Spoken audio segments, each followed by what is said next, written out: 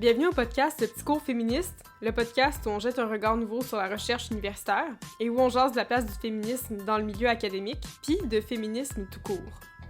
Ici, on cherche à vous révéler ce que vous savez pas sur les femmes et les personnes issues de la diversité de genre, sur leur place dans l'histoire et dans la société, le tout dans une perspective féministe intersectionnelle.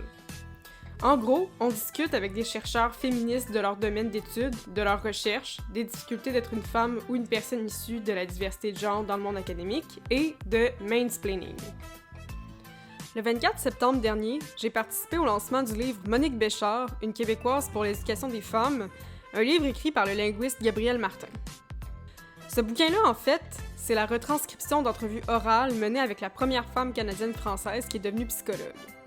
Dans les années 40 et 50, elle se met à être très présente dans l'espace public pour affirmer que toutes ces histoires sur la nature féminine selon laquelle la femme, parce que comme chacun sait, il n'existe qu'une femme sur la Terre, n'est-ce pas, est destinée à la maternité et à la domesticité, il y a absolument rien qui peut prouver ça d'un point de vue scientifique, puis que, en gros, c'est purement de la bullshit. Imaginez, on est dans les années 40 et 50. C'est vraiment du jamais vu.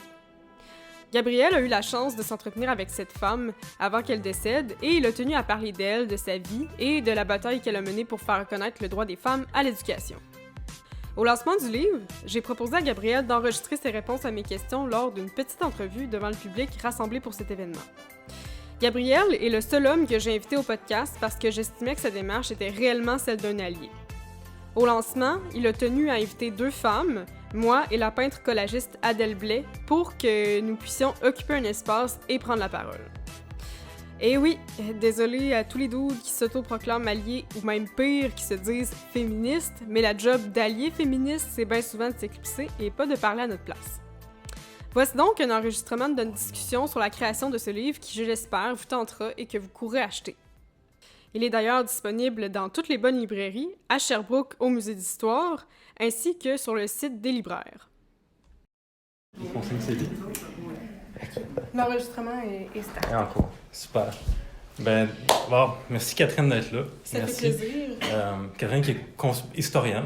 Moi, je suis historienne. Là, quand même, elle a le diplôme. Hein? On se voit pour les diplômes des femmes, reconnaissons-les. Ouais. Qui fait un podcast, ce qu'on dirait l'autre, ce serait quoi? Des capsules vidéo sur YouTube. Oui, c'est ça. C'est un balado auquel Adèle a participé d'ailleurs. Puis je suis vraiment stressée, j'ai chaud en dessous des bras. Mais c'est ça, moi, Gabrielle, j'ai vraiment été sincèrement intéressée par ta démarche. Puis j'ai vraiment été impressionnée. Puis j'ai eu envie d'en savoir plus en te posant vraiment une série de questions. Puis pour que notre discussion serve justement à mon balado, le petit cours féministe qui est sur YouTube, vous irez le voir, c'est bien bon. Donc, t'en as parlé un petit peu tout à l'heure, mais j'aimerais ça que tu nous racontes un petit peu comment tu as rencontré Monique Béchard, puis comment tu as entendu parler d'elle pour la première fois. Oui, OK. Tantôt, je vous disais que c'est Madame Micheline Dumont, qui est une historienne de l'histoire des femmes qui habitait à Sherbrooke. Depuis 2 ans à peu près, elle habite à Montréal. On était en 2015, si je me souviens bien. Puis, c'est une amie, Louise Masson, une amie commune, qui malheureusement n'est pas là à cause de la COVID, hein, qui a malheureusement une résurgence, mais donc cette amie-là m'a dit, il faut que tu rencontres Micheline Dumont. Ça a commencé comme ça. Micheline Dumont, l'historienne qui est, je ne sais pas si vous connaissez un peu, mais c'est la première à vraiment avoir écrit sur l'histoire des femmes. Moi, à l'époque, j'étais très naïf. Je me disais, mais déjà, pourquoi? C'est que dans une entrevue, une fois, j'avais dit très naïvement, on va recommencer, on va reculer un peu. J'avais écrit un livre sur les mots qui venaient de noms propres au Québec. Je vous donne un exemple. On a le mot duplessiste qui vient de Duplessis. Néliganien qui vient de Émile Néligan. Être une tête à Papineau qui vient de Louis-Joseph Papineau. Puis j'avais réalisé qu'au Québec, on n'avait pas d'ouvrage sur ce genre de mots et expressions-là. Donc, j'avais fait un dictionnaire. À la base, je suis formé en linguistique. J'avais fait un dictionnaire là-dessus. Puis, en faisant ça, j'aurais dit, mais il n'y a pas de mots, ou presque pas, qui viennent d'un nom de femme. Mais vraiment, il y avait une disparité statistique incroyable. J'avais peut-être une certaine sensibilité féministe en moi, mais je me disais, mais qu'est-ce qui se passe? Puis j'avais dit ça très naïvement dans le journal, il y a un phénomène étrange d'effacement des femmes par rapport à ces mots-là. Et c'est cette petite phrase-là qui s'est retrouvée dans la tribune qui a amené vers moi plein de féministes qui m'ont écrit, qui m'ont dit « faut que vous fassiez des recherches là-dessus, allez-y, vous êtes début vingtaine, c'est le moment. » Donc, c'est comme ça qu'on m'a mis en contact avec Micheline Dumont, l'historienne des femmes. Puis on m'a dit « c'est une grande historienne, prépare-toi ». Fait que je me disais, mais mon Dieu, c'est... D'accord. Fait que j'ai passé une semaine, j'ai pris tous les livres, tous les écrits de Micheline Dumont, je les ai lus. Mais vraiment, j'ai juste fait ça, annoter, tout, absorber la pensée de Mme Dumont. Et je la rencontre et on se met à me parler. Puis là, elle m'avait rencontré, elle ne savait pas trop pourquoi. Puis, en parlant, elle dit, mais mon Dieu, tu as lu tout ce que j'ai écrit? J'ai fait, mais oui. Puis là, elle me disait, mais tu comprends aussi? Ben oui, quand je lis, je comprends. Puis ça a été un coup de foudre intellectuel, Mme Dumont et moi. Puis à l'époque, un projet qui n'est pas encore fini, j'ai commencé à faire un dictionnaire de 100 femmes marquantes de l'histoire du Québec. Et à faire des recherches. Puis c'est à ce moment-là que j'ai demandé à Mme Dumont, est-ce qu'il y a une femme vraiment méconnue, puis même dans la région? Parce que c'était un petit peu la même démarche qu'Adèle. On se pose la question, mais où sont-elles? Comment on peut les trouver? C'est pas facile. Là.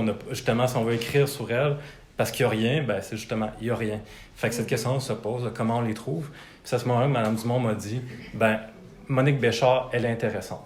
Puis on avait accès à ses textes qu'elle avait écrits, mais on n'avait pas vraiment de retour depuis les années 50 sur comment est-ce qu'elle voyait ça, c'était quoi sa version de l'histoire.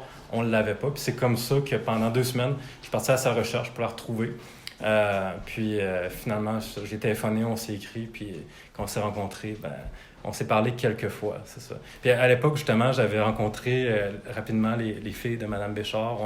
Puis ce qui n'est pas dit nulle part, c'est que, puis je pense que je ne l'ai pas dit à beaucoup de gens, c'est que après l'entrevue avec Mme Béchard, on avait comme projet de rééditer tous ses écrits avec des notes en bas. Mais c'était très important que ce ne soit pas moi qui fasse ça tout seul. Parce que je suis un homme.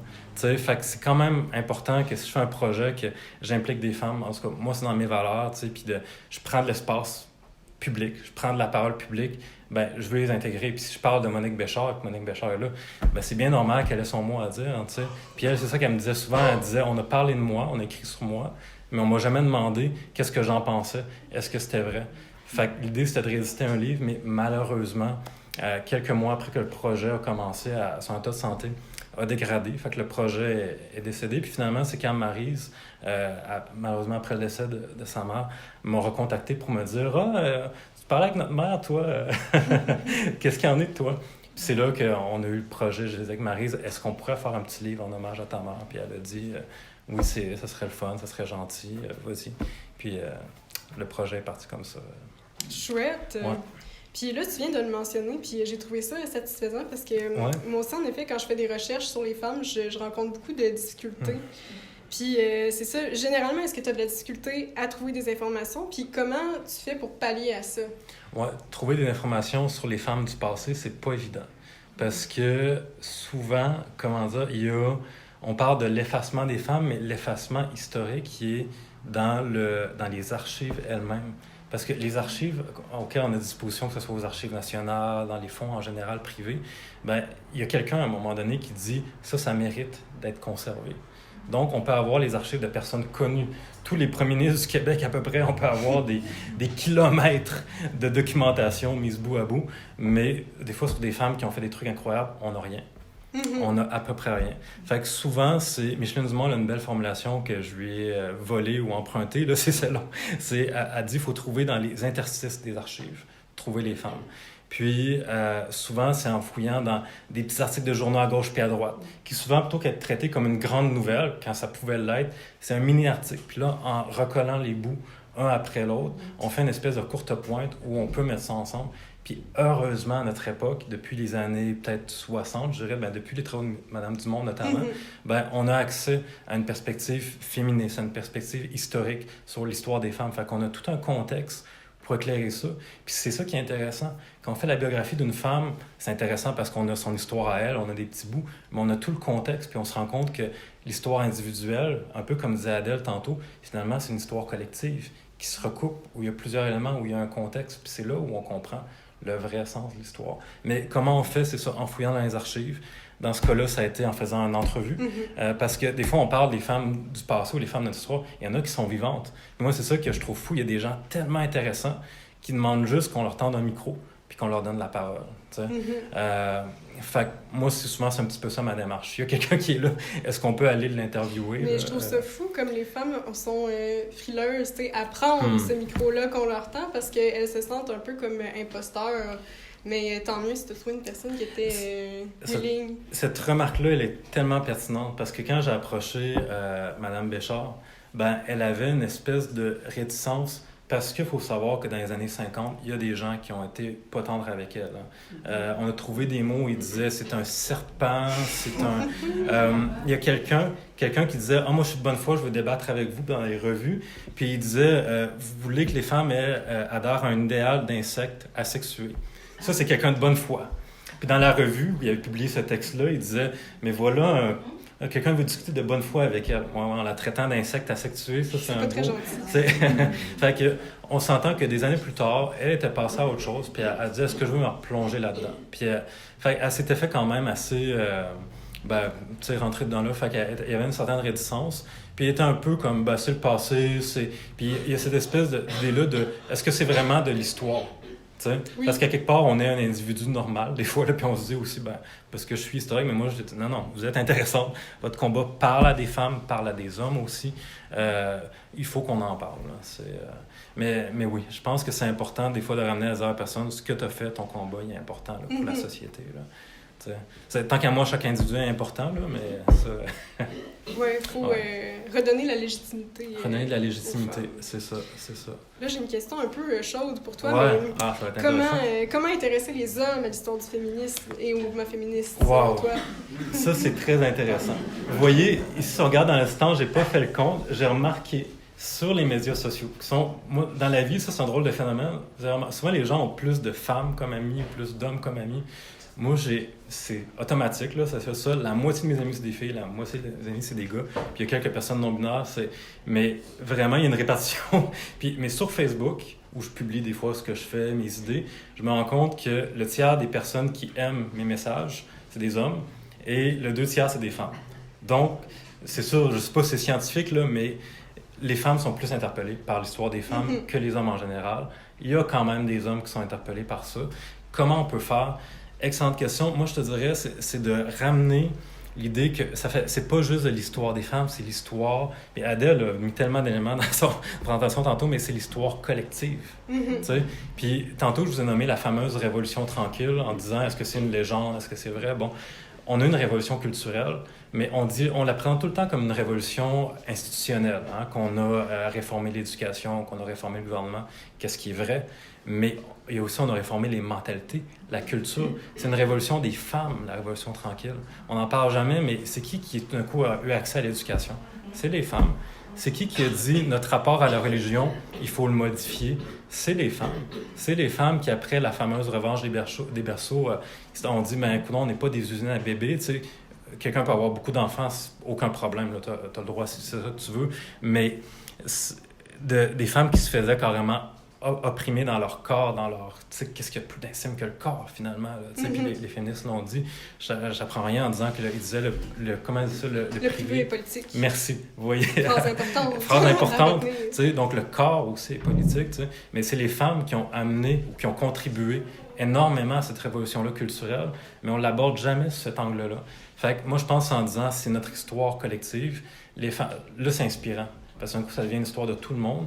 Puis, des fois, des valeurs qu'on va typiquement, traditionnellement associer aux hommes, on se rend compte puis qui vont nous parler comme le courage. Moi, quand je vois Mme Béchard, Monique, mais le courage, quand on voit ses écrits en contexte, mais c'est fou, là, les gens lui écrivaient des trucs abominables, puis elle continuait, puis elle gardait son calme. C'est ça qui est fou, parce que les gens étaient agressifs, puis elle aurait pu facilement tomber dans l'invective, mais elle gardait son calme. Puis qu'est-ce qu'on m'a appris en parlant avec ses anciens amis ou collègues? On m'a dit que des fois, elle avait un caractère, elle se battait pas mal, tu sais, mais à l'écrit, elle gardait son calme. Tu sais? Fait qu'au-delà de ce qu'elle pouvait ressentir, il y avait cette espèce de rationalité-là très, très puissante, ce courage-là. Moi, je me dis, quand on met ces qualités-là de l'avant, en tout cas, moi, en tant qu'homme, ça m'inspire vraiment. Je me dis, mais quel individu incroyable, tu sais. Puis l'idée aussi de montrer comment être ça en disant, on vous a masqué ça. Moi, c'est ça qui est frappant. C'est de dire, mais pourquoi on n'a pas parlé? C'était là, c'était quelqu'un d'intéressant, tu sais. Je trouve ça plus intéressant entendre son histoire à elle que bien d'autres histoires d'hommes qui ont construit quelque chose, mais qui finalement, tout était tout cru dans le bec, là. Il y a des hommes intéressants aussi, là, mais l'histoire des femmes est intéressante en soi, là, aussi. Là. Je peux-tu rajouter quelque chose à ça? Parce Bien que sûr. moi, je le vis aussi avec mon projet. Au départ, ça intéressait que les femmes, puis même que des fois, ça m'est arrivé de présenter ce que je fais, puis les hommes disaient « Ah, je vais sortir parce que ça me concerne pas. Puis tout le processus a changé depuis que je m'intéresse plus aux femmes historiques, mais qui ont travaillé dans la science. Le volet scientifique vraiment interpelle beaucoup. Puis maintenant, la moitié de mes clients, c'est des médecins qui achètent mes œuvres, souvent. Et puis, l'épigénétique, qui est une nouvelle science, mais l'épigénétique, c'est de voir les traumatismes qui restent. On transmet nos yeux bleus, nos cheveux blonds, mais aussi les traumatismes de nos ancêtres. On s'est rendu avec les humains jusqu'à 2 générations, donc les gens qui ont vécu l'Holocauste vont laisser des traces de traumatisme à leurs enfants, et ça, peu importe le genre. Chez Souris, on s'est rendu jusqu'à 8 générations. Fait que moi, souvent, j'amène ce côté-là où c'est temps de comprendre que c'est pas juste notre histoire à nous, les femmes, c'est aussi votre histoire à vous. Vous portez ce bagage-là des femmes qui ont été effacées c'est vrai. de participation. C'est vrai. Puis Adèle dit quelque chose, puis ce que j'ai remarqué, c'est que des fois, les gens peuvent... Parce qu'il y a une question de est-ce que c'est de l'histoire, est-ce que c'est du féminisme? Moi, je pense que c'est les deux ensemble, c'est pas incompatible. Mais des fois, il y a certains hommes qui se sentaient attaqués. T'sais, quand on change qu'est-ce qui est là, on change les représentations auxquelles sont... Puis un bel exemple, on parlait d'Anna Kenfield, que moi, je suis arrivé il y a quelques années en disant, ça pourrait être la cofondatrice de Sherbrooke, on a un fondateur officiel, sa femme était présente, puis là, on va retravailler les représentations quand même bien ancrées.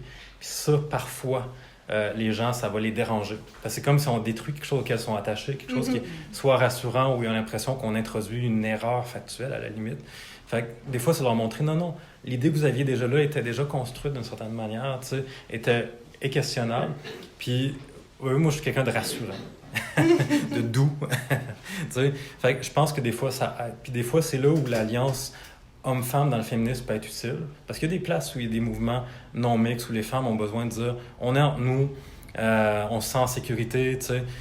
C'est correct. Moi, je respecte ça, tu sais, puis je serais qui pour dire... T'sais. Mais il y a des moments où des associations, des collaborations sont super fructueuses. Puis des fois, d'avoir un homme qui, malheureusement, répète exactement ce que la femme a dit avant, ce qu'une femme ou les femmes ont dit avant, ben il va plus te faire entendre. Ça va mieux se faire entendre, ça va mieux passer, c'est moins menaçant. Parce que c'est quelqu'un de mon groupe, c'est comme, Fait, il y a ça aussi. Mais je dirais dans l'approche de l'écoute, d'être moins... Il y a des approches confrontationnelles qui peuvent être efficaces. Moi, j'ai une approche qui est dans on va s'écouter, on va échanger, puis ça a l'air d'être fructueux en général. Mais j'ai envie ta patience quand même. C'est une vertu. Puis je vais te poser tout de suite la prochaine question parce que je trouve vraiment que ça a rapport. Parce que moi, je me suis obstinée avec des collègues historiens, tu sais, qui me disaient que le féminisme, ben, c'était pas une grille d'analyse valide. Puis pourquoi, selon toi, les historiens sont-ils aussi frileux à faire de l'histoire féministe? OK. C'est une excellente question. Peut-être que tu saurais mieux, sûrement tu saurais mieux répondre que moi, parce que c'est toi l'historienne. Mais pourquoi les historiens sont frileux à faire ça? Il y a différentes choses. Mais tu l'as dit un petit peu, je pense que les gens ont des résistances à ce que les choses changent. Ben, oui, puis je pense que quand on parle même de science, on a l'impression qu'il y a une objectivité pure, mais on se rend pas compte, je chante nommé grille d'analyse, on se rend pas compte qu'on a souvent une grille d'analyse qui est déjà derrière, là, qui a déjà tout son lot d'idéologie cachée. Fait que même si on décrit des faits, ben, quels faits on sélectionne, comment? Fait que moi, je dirais que le féminisme nous amène à un autre regard. Moi j'appelle ça... c'est quoi? C'est l'historioféminisme, qui pour moi pourrait être une discipline en soi.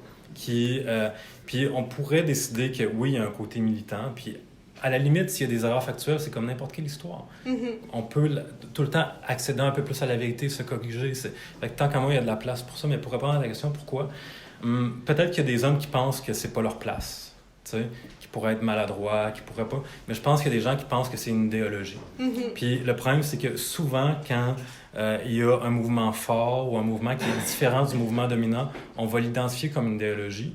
Mais alors qu'on ne se rendra pas compte que tout le monde, on vit tout le temps dans une idéologie. sais, tantôt, Adèle disait, dans 20 ans, qu'est-ce qu'on pensait nous? Ou dans 100 ans? Dans 100 ans, ils vont nous voir comme les gens d'autrefois qui avaient plein d'idéologies qu'on peine à nommer aujourd'hui.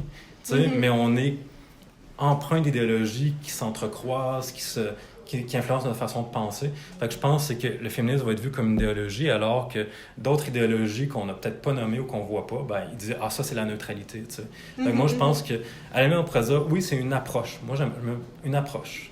Tu sais. Puis si on dit on s'intéresse à l'histoire des femmes, pourquoi pas? Tu sais. Fait que moi, je dirais qu'il faudrait peut-être plus expliquer aux gens aussi c'est quoi. Tu sais, parce que quand on regarde les travaux de Mme Dumont, c'est un bel exemple, c'est une historienne de l'histoire des femmes qui a une approche féministe, qui se dit féministe. Puis pourtant, tout le monde que j'ai rencontré, historiens, historiennes, m'ont dit « Mais quelle rigueur intellectuelle! » Personne ne m'a dit « C'est une idéologue qui dit n'importe quoi. » Personne ne m'a jamais dit ça d'elle. Fait que je pense que quand on amène de la rigueur et qu'on explique aux gens, il y a des beaux travaux faits avec on va dire un angle féministe qui s'entrecroise avec l'histoire, on peut. Fait que je pense que les gens, il y a de la méconnaissance finalement aussi là-dedans, je te dirais. Là. C'est encore acheté. Oui, vas-y. Le vas-y. volet plus. Ce que je ramasse, moi, après, ça va faire 8 ans que je fais ça, je ramasse dans les émotions, c'est que reconnaître la part de ces histoires-là, ça bouleverse des vies. Je vais parler pour moi. Quand j'ai commencé à écrire ces histoires-là, j'ai regardé ma relation de couple, puis j'étais comme mère, j'ai réalisé que je répétais ce que je dénonçais dans l'histoire. Évidemment, la relation de couple n'a pas duré longtemps, mais je le vois, les femmes souvent, ou les hommes qui viennent acheter des tableaux, c'est que le tableau représente quelque chose qu'ils vivent à ce moment-là. C'est un miroir de leur réalité, et souvent, c'est des femmes qui sont dans des questionnements par rapport à leur vie, pas tant par rapport à leur mari, mais par rapport aux choix qu'elles ont faits. Puis je pense à une cliente à moi qui a acheté Sarah Weddington, qui est un gros tableau. Sarah Weddington, c'est celle qui a gagné devant la Cour suprême aux États-Unis à 26 ans. C'était la première fois qu'elle plaidait. Puis celle qui a gagné le Roe versus Wade, donc qui décriminalisait l'avortement. C'est sûr que maintenant, dans son salon, il y a un positionnement. Il y a des choses qu'on n'est plus prêt à accepter. Ça transforme. Donc, il y a le côté intellectuel de faire valoir, comme Jocelyne Dumont l'a fait, une rigueur intellectuelle. Mais je pense que sur le plan humain, ça déstabilise parce que ça l'envoie en l'air tout ce qu'on a établi. Ça implique qu'on n'a pas le choix de se regarder dans notre propre vie et peut-être ajuster des choses, changer nos relations. Dans le binaire, donc homme-femme, c'est surtout les hommes qui ont profité de cette situation-là, de faire valoir, de reconnaître, parce que le féminisme, c'est faire reconnaître l'égalité des hommes et des femmes.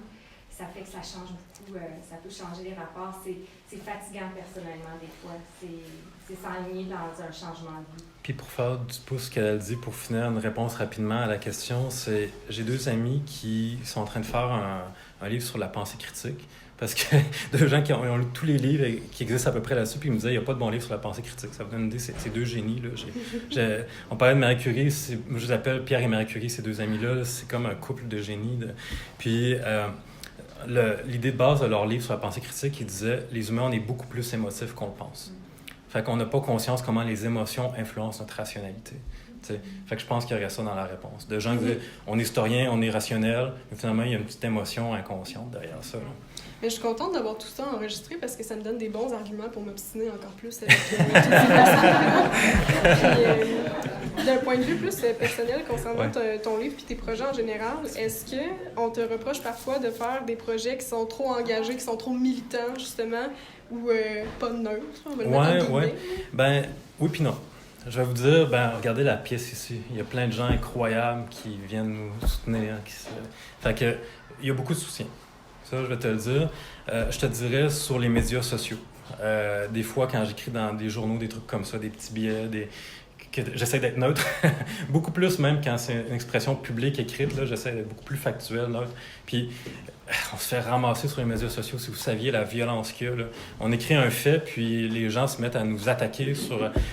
une fois, il y a un monsieur qui s'est mis à essayer de retracer mon histoire de ma pensée pour m'attaquer, mais il a trouvé des informations par rapport. Il pensait que j'étais un militant pour Québec solidaire. Puis c'est comme...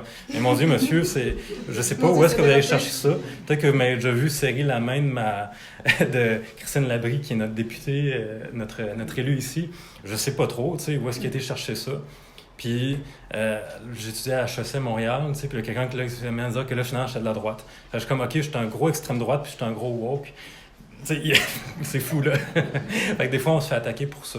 Des fois, c'était pour des postures féministes, puis ça, c'est un peu hallucinant, là. Mais ça, c'est Internet. Puis moi, je répète souvent ça aux gens.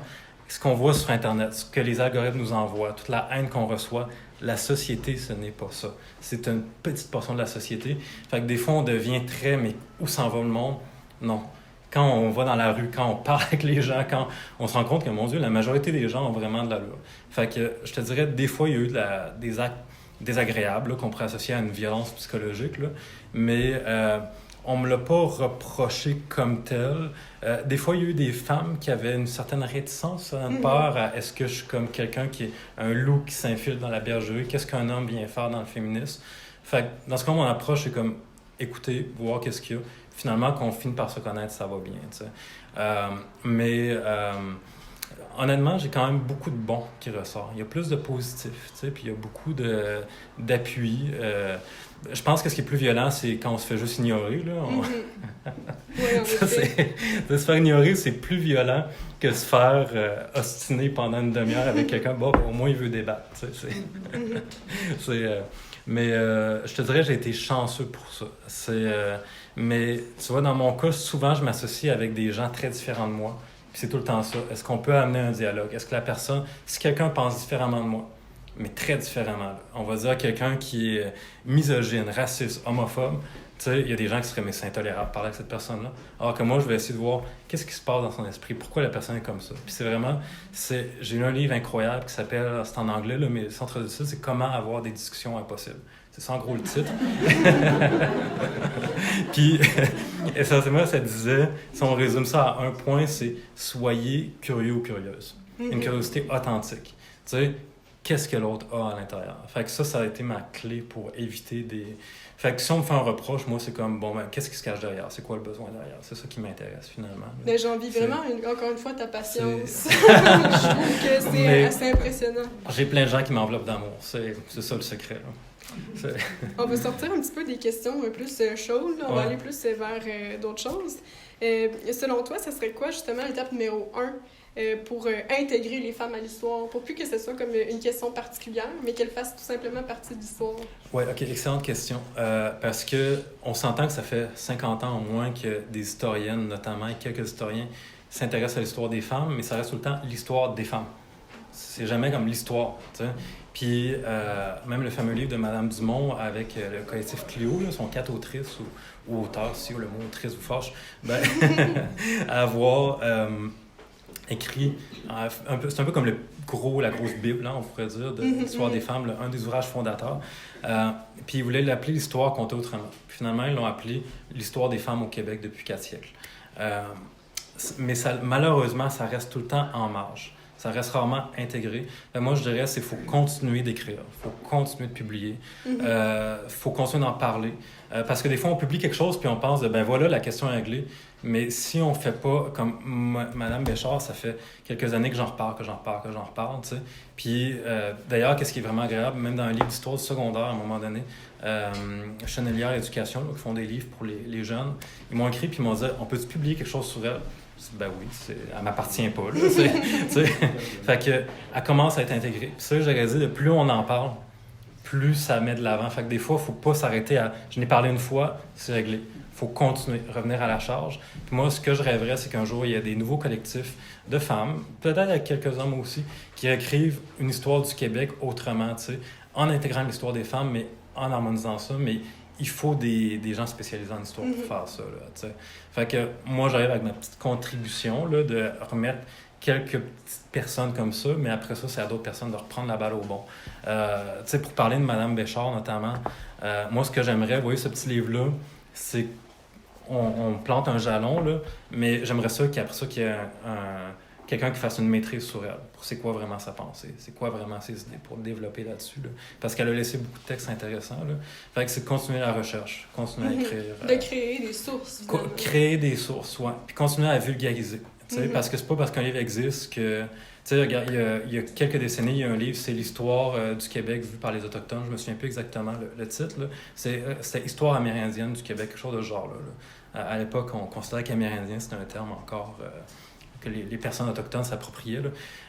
Mais ce livre-là, il n'a pas influencé nos perspectives, même s'il est super intéressant. T'sais. Fait qu'il faut qu'on continue de réécrire encore et encore et encore. Puis à un moment donné, on infléchit tranquillement, on modifie le récit. Fait que je pense que c'est ça, c'est de pas arrêter. Puis c'est quelque chose qui se fait sur un temps long, tu sais, sur plusieurs décennies. Ça, c'est certain. C'est ça. Tu sais, il y a des femmes qui sont battues pour le droit de vote, hein, puis ils l'ont pas vu de leur vivant, là, tu sais, mais leur action a changé les mentalités, ont influencé. Fait que des fois, ça va au-delà de notre vie personnelle. Mais on garde espoir. On garde espoir, puis tu parles de patience. Je pense que... Ouais. Puis, en lisant ta jasette avec Monique Béchard, t'as vraiment changé ma perception d'un truc. Puis je voulais que tu nous en parles, parce que ce que j'ai trouvé intéressant, c'est vraiment le statut un peu ambigu des congrégations religieuses dans l'histoire de Monique, parce que dans l'histoire, on identifie beaucoup la religion catholique comme un retardateur de l'émancipation des femmes. Mais dans le récit de Madame Béchard, ça semble être à bien des égards le contraire. Fait que je sais pas si tu peux nous en parler un petit peu. Ça, c'est une question fascinante. Merci. Parce que, oui, parce que souvent, effectivement, hein, on parlait de Révolution tranquille, puis on a le mot grande noirceur. Le Québec aurait été dans grande noirceur, puis dans les années 60, le Québec aurait émergé d'un coup. On a une construction d'une mythologie là, où la religion, c'était les méchants. On a des bons, des méchants, puis là, d'un coup, on s'est émancipé de ça. La réalité n'est pas exactement comme ça. Puis, qu'est-ce qui est intéressant dans l'histoire de Monique, puis moi aussi, elle a changé mes perceptions beaucoup, hein, parce qu'à l'école, ils nous apprenaient à peu près ça, hein, que la religion, c'était un vecteur d'oppression des femmes et de tout le monde, et que tout d'un coup, quand on s'en est débarrassé, que ça aurait été la libération, c'est pas exactement ça. Si vous lisez Le Refus global, c'est un très beau texte littéraire, mais c'est aucunement un texte historique. Il faut vraiment le mettre en perspective, là. Donc, le rapport de Monique, qu'est-ce qui est le fun, c'est qu'elle, c'est des religieuses et quelques religieux qui ont dit, on va t'aider à accéder à une éducation supérieure. Puis, elle, qu'est-ce qui la dérangeait, qui la choquait, ou peut-être même qui pouvait la blesser, ou en tout cas qui la dérangeait, elle disait, les gens vont m'opposer, vont dire que j'étais contre les écoles ménagères, que j'étais contre le clergé. Puis elle dit, j'étais pas contre ça. Elle dit, c'est beau, les gens ont le droit, même elle était chrétienne, là, tu sais, puis elle était croyante. Elle disait, ils m'ont aidé à me développer, mais elle dit, c'est le haut clergé, certains membres du haut clergé haut placé qui, eux, avaient une soif de pouvoir, qui, eux, voulaient pas ça.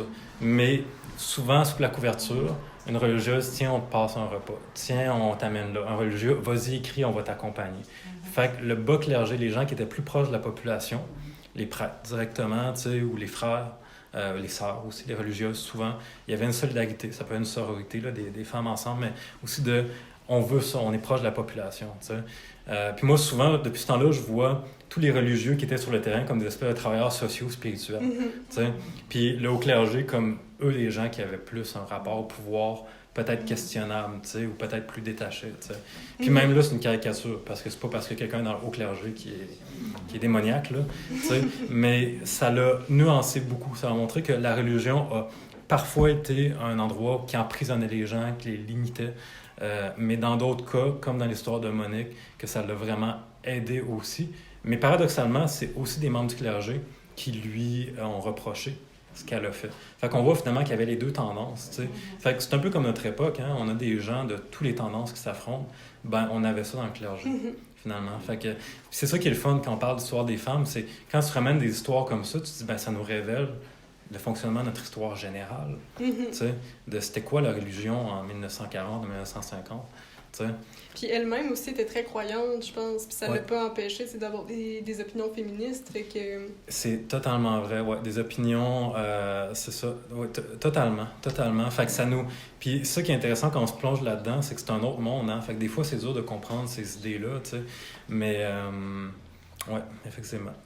J'ai une toute dernière question pour toi. Prépare-toi. Oui. En ce moment, il y a une espèce de retour du discours contre lequel se battait Monique Béchard, selon lequel les femmes sont faites pour les travaux ménagers. Je pense entre autres au mouvement des Traditional Housewives. Ouais. Puis, en tout cas, c'est une grosse question. Tu n'auras peut-être pas la réponse aujourd'hui, maintenant, devant un public, mais comment, selon toi, est-ce qu'on peut combattre efficacement les préjugés? Puis comment est-ce que tu réagis à cette résurgence-là? C'est une excellente question. Puis je sais pas si tu connais un peu le mouvement des tradwives dont on parle, là, puis tout de suite, sur les médias sociaux notamment, ceux qui sont là-dessus, on voit une résurgence qui vient notamment des États-Unis. Puis j'irais même à des fois des Andrew Tate, je sais pas si vous avez entendu parler d'hommes comme ça. Là. Des hommes qui ont des discours que moi je considère rétrogrades. Qui vont dire une femme, ça a besoin d'un mari qui reste à la maison puis lui donne de l'argent. Des discours très, très, très traditionnalistes, très tranchés. D'individus, des fois, que honnêtement, quand on les écoute, moi je me dis, mais est-ce que cet individu-là a des problèmes de santé mentale? Honnêtement, là, parce que c'est des gens tellement extrêmes que tu te dis comment cet individu-là fonctionne dans la société. Honnêtement, moi, quand je vois ça, je suis troublé. Le mouvement des tradwives, c'est ça, pour mettre les gens en contexte, c'est un mouvement qui dit, ça va être même des femmes sur les médias sociaux qui vont dire... c'est beaucoup porté par les femmes. C'est beaucoup porté par les femmes. Puis c'est un mouvement antiféministe qui va vraiment dire que elles veulent retourner à la maison, elles veulent avoir un mari, une structure très traditionnelle. Moi, j'aurais deux réactions par rapport à ça. Je dirais, ce mouvement-là, si on arrive puis on va voir une femme comme ça, puis on lui dit « T'es dans l'erreur, tu devrais t'émanciper, t'es brainwashé », on n'aide personne. On l'attaque. Fait que, puis le féminisme, je pense pas que c'est un mouvement qui est prescriptif dans la mesure où c'est pas un mouvement qui va dire aux femmes « Voici c'est quoi être une femme ». Fait que je pense qu'une approche féministe ou une approche inspirée de ce que Monique dit, c'est de dire vous avez le droit. Vous avez le droit de vouloir être à la maison si toi c'est ce que tu veux puis que tu te sens bien dans ta peau. Puis que toi tu t'accomplis là-dedans, même si moi je me suis pas battu pour ça, mais t'as le droit de faire ton choix. T'sais. Mais il y a d'autres femmes qui veulent autre chose. Il y a d'autres femmes qui veulent autre chose, il y a d'autres personnes qui veulent autre chose. Fait que moi je suis un partisan de valoriser, faute de meilleur mot, la diversité ou disons le fait que les gens puissent chacun avoir qu'est-ce qu'eux veulent comme personne, c'est quoi leur vision de la société, tu sais. Fait que je pense qu'on ne devrait pas enfermer les femmes dans un modèle, tu sais. Fait que quelqu'un qui dirait c'est ça qu'il faut pour les femmes, non, tu sais. Fait que le combat de Monique Béchard est intéressant parce qu'elle disait moi je veux autre chose, moi je veux qu'on mette l'accent sur autre chose. Tu sais, elle dit on met l'accent sur l'éducation ménagère, les femmes qui doivent être mariées, avoir des enfants, rester à la maison, faire des tâches domestiques, elle dit il n'y a rien de mal là-dedans. T'sais, si t'aimes ça, si t'es bien, si c'est beau, s'il y a du respect dans la maisonnée, dans le couple, etc., pourquoi pas, t'sais? Tu veux te marier, pas de problème, t'sais. Mais elle dit, moi, je veux aller à l'université, puis je suis pas la seule, t'sais. Fait que laissez-moi faire ça, puis c'est correct, puis arrêtez de me dire que je suis dénaturé, t'sais. Fait que c'est un peu la même affaire. Moi, je dirais ça à cette femme-là, c'est comme, ben, t'as le droit, puis je t'ostinerai pas dans ton droit d'être à la maison si c'est ce que tu veux, si elle est vraiment heureuse de même, t'sais. Pourquoi pas? Mais, puis c'est là où l'histoire devient intéressante. C'est qu'on peut se dire qu'un combat qu'on sent comme d'arrière-garde, mais on peut voir qu'est-ce qui s'est fait dans le passé. Puis là, on retourne dans les années 50, puis on se dit, ben, il y a quelqu'un qui finalement a réussi à être éduqué, à inspirer des gens, mais tout en respectant les gens qui avaient un autre mode de vie. Il faut savoir qu'elle-même, elle me disait, ben moi, finalement, je me suis mariée, puis j'ai eu des enfants, puis j'étais très heureuse, tu sais. Fait qu'elle a pu faire les deux, là, tu sais. Fait que je pense que la liberté de choix est quand même importante, là. Puis il est là, finalement, le problème, qu'on se met à dire, parce que t'es une femme, tu dois être de même, parce que t'es un homme, tu dois être de même. Ben non, sois qui tu veux être, puis laisse les gens vivre et laisser vivre, là. C'est tellement, tant qu'à moi, c'est une banalité, mais des fois, on a besoin de se rappeler les banalités. Oui, en de effet. genre, ouais.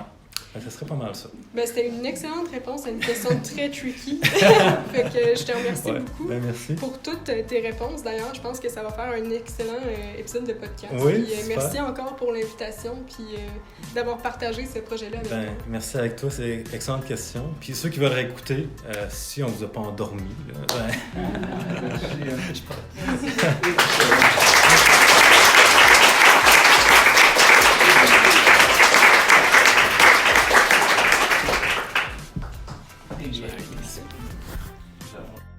Si vous avez aimé cet épisode de podcast, partagez-le et abonnez-vous au petit cours d'histoire féministe sur YouTube, Instagram ou suivez-moi sur Facebook.